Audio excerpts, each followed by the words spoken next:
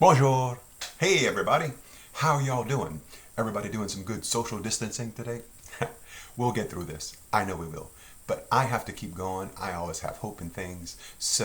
In life. And so I'm sure we're going to make it through this. Okay, we've made it through a lot of things worse than this. And you know what? While we're doing this, we're going to have some fun right now because you are getting my first ever Facebook online Louisiana French class. We're going to start with the beginner's level today, and we'll see how far this goes. I've been teaching Louisiana French for many, many years through different organizations, through UL and Alliance Française and Test Center for the Arts, and even out of state in West Virginia and Wisconsin, and I've taught a lot.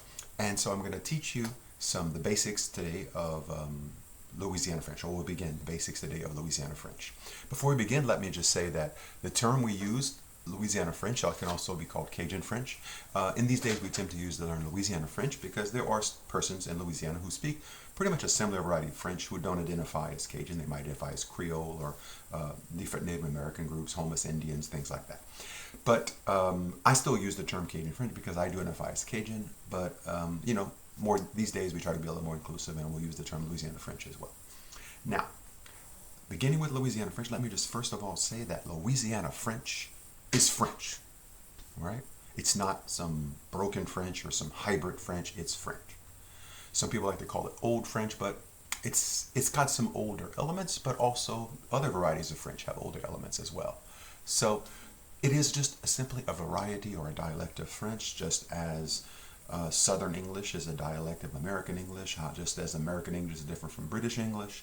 In the same way, French from France is different from French from Quebec, or French from Nova Scotia and New Brunswick and Africa and Belgium and Louisiana. They have differences. They have similarities and they have differences, but it is, first of all, French. So when I'm speaking to you today, please note that it is Louisiana French. And from time to time, I'll point out how this is different from other varieties of French. Okay? Well, I didn't know my hands could do that on the screen. Oh, that's fun. Okay, I always like to just jump into it and begin. So let's everybody begin right now. Repeat after me. Bonjour. Yeah? Bonjour. I think you said that correctly. Bonjour is the word we use to mean hi, hello. Okay? It's also used to mean good morning, good evening even. Sometimes for good morning we'll say bon matin. For good evening, but typically bonsoir for us means good night. So we typically use the term bonjour. Okay, bonjour. It comes from the two words good and day. Bonjour, thus bonjour. Okay, good. Next word, of course, is chat. Everybody say that. Chat. Oh yeah, that's good. Chat. Chat or char, if you hear that R rolling, is the term we use for deer. D-A-R, deer. Like it's a term of endearment. It's used as an adjective. Uses it as a noun, like, oh, chat, toi t'es belle, oh dear, oh, you're so beautiful, or chat, ça c'est bête, or man, or like, chat, dear, that's like silly. You can use it in all kind of expressions like that, or cher bébé, oh dear baby, or cher bête, which is like poor thing. So it has all these different kind of connotations, but we use it a lot, even in English, huh? Oh, chat, like that, me. All right, now we're going to go to our next word. Everybody repeat after me. Mais. Mais, yes, M-A-I-S, mais. Mais is the word, means well or but, like, mais ça c'est bon, but that's good, well, that's good, or mais he's crazy, him, il est fou, so we have it used in different ways, mais. And then the next word we're going to do is, like, for example, if you want to ask for a word in French, you're not sure, you want to ask how do you say a word in French, you would say comment tu dis, try that, comment tu dis. Comment tu dis. You simply say, comment tu dis, say the English word, and then you'd figure out what the word is. Like, comment tu dis dog, because I hear my dog right here. Ollie's sitting right next to me. He's snoring. Y'all might hear him. And comment tu dis dog, and dog, the word for dog is chien, which is the same word as international French, chien. Okay. There are differences. Like, for example, if you want to say, comment tu dis shrimp, like in France, they'll say different from us. We say, des chevrettes, and shrimp. Comment tu dis shrimp? Chevrette. In France, they would say crevette. Chevrette, we say. So that's how we use that term. And a lot of times you just don't know. If I ask you a question, you don't know. And if you want to say I don't know in Louisiana French, the way you would say it is like this. Je connais pas. Try that. Je connais pas. Yeah, je connais pas. And you can put like a moi or a mon in front of it, like moi je connais pas. Or you can put the word ha in front of it, like ha, je connais pas. Or you can really do it well. You lift your shoulders, you put your hands up in the air, and you say ha, je connais pas. And, you know, sometimes we can just say ha, I don't know. All right. So you see, we're going to have some fun today, okay? So today, let's talk about some greetings we can use, okay? So we're talking about the greetings. We already did bonjour when you tell somebody. When you meet someone, the first thing you do is you ask them how they're doing. And you can do this in a couple different ways. For example, you can say, ça va? Ça va means like, it's going okay. You're presuming it's going okay. You're asking, ça va? The typical response to ça va is, ça va. Now, it literally means it's going, that goes, or something like that. But that's not, don't worry about the literal meaning. That's what the expression means. It means, ça va, it's going okay. You can say to them specifically, tu vas bien? You know, you're doing good. And if you notice in French, instead of asking them how they are doing, we typically ask how they are going. It's more commonly used. Now, you've probably heard of the little bit larger expression, which is very common as well. Comment ça va? Comment ça va is literally, literally you're asking, how is it going?